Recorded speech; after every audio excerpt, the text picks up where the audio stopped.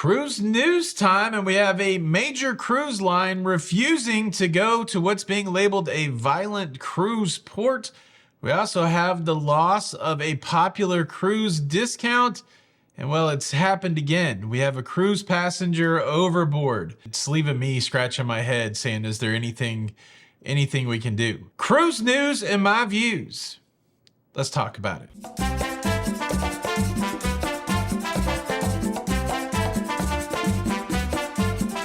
Hey, what's up, everybody? Welcome to Lido, Loca. I'm your host, Tony, here with the latest cruise news and views for your face on a Saturday the 28th of December, 2024. And wow, the cruise news is kind of skewed dark toward the end of the year here. Look, we'll try to pepper in some lighter stuff, but let's start with the heavy. There has been a cruise port out there that has been deemed too dangerous and too violent. The U.S. government has issued a level 4 do not travel warning for this Mexican cruise port. And now we have one major cruise line dropping its cruise stops there. We're talking about the cruise port of Manzanillo, Mexico, which here it is on the map. I don't even know about Manzanillo, but apparently it is a cruise port that people go to, and they've had a lot of crime and dangerous activity lately, a lot of gang activity. There's been some kidnappings. Employees in that area have been told to use just a specific road during daylight hours. All of those things have added up to the U.S. State Department issuing this do not travel warning. And we see these level 4 do not travel warnings in many places that cruise lines continue to go to.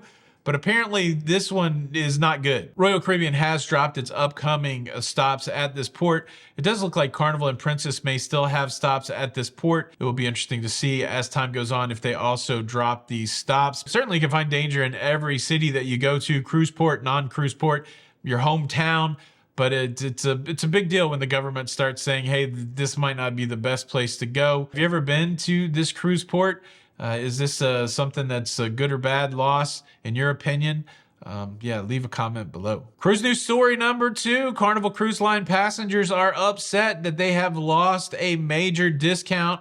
Now, I've been telling people for years to go over to AARP and buy cruise line gift cards from AARP. Earlier this year, you could go buy 5 Carnival Cruise Line gift cards for a 10% discount each. That meant if you bought a $100 Carnival Cruise Line gift card, you could get that for $90. Or if you bought a $500 Carnival Cruise Line gift card, you could get that for $450, a 10% savings. So think about that. If you bought 5 of those $500 gift cards, you were saving $250 off of your cruise. And I know a lot of people have done that. Well, as time progressed through this year, into the fall, that discount dropped from a 10% discount to an 8% discount, which caused some people to be stressed out because now they've lost out on some of that discount that they had previously. And now at the end of December, that discount has dropped down to 5%. This is the way that people would save money on their cruise. And so there's some Carnival cruisers out there certainly upset. AARP also sells gift cards for Royal Caribbean and Celebrity Cruises, and those are still at the 10% discount rate. Holland America Line gift cards still available out there at an 8% discount. But for whatever reason, Carnival's has dropped down to 5%. I don't know who sets the price of the discount. Is that an AARP? Is that a cruise line thing? But it's weird that if AARP sets it, why are they doing different rates for different cruise lines? I don't know. Anyways, have you ever bought gift cards from AARP? Is this a blow to your saving strategy? What do you think about this? Leave a comment below. Now, I do have another cruise news story to share with you, but I did want to give you some stuff on the lighter side. I went the other day with my 23-year-old son and my 73-year-old mom, and I'm a 53-year-old dude. We all went to see the new Bob Dylan biopic, A Complete Unknown, starring Timothée Chalamet, who was in Dune and Willy Wonka. He was in a lot of different stuff. It was fantastic. Now, I'm a big Bob Dylan fan. My mom's a big Bob Dylan fan. I know so much of this Bob Dylan lore and him going from acoustic to electric. That's what the movie's about. I would highly recommend it. My son knows very little about Bob Dylan, and he came out of that kind of inspired to learn more about Bob Dylan. And I think that's a great journey. That's a journey I took in my 30s. Dylan, before my time. I mean, he's prolific. He continues to make music, but those early Dylan albums before I was born. So Yeah, it was really good. I would highly recommend it. I don't know if anybody else has seen that, but there's that. And I do want to take a quick second to swing back to a story I talked about a couple days ago. I told you about the 9 dirtiest cruise ships as put forth by the CDC, the output of their vessel sanitation program. And I got some feedback on that story. People saying, okay, you told us about the dirty ships, but what about the best ships? What about the cleanest ships in cruising?